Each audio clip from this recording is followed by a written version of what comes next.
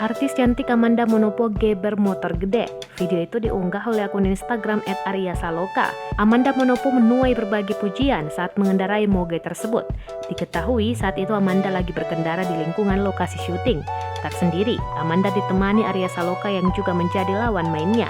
Mereka secara beriringan berkeliling menaiki moge.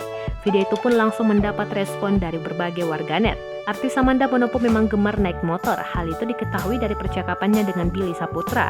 Saat itu keduanya sedang ke pasar. Pulang dari pasar, Amanda Manopo meminta untuk yang mengendarai motor metik tersebut.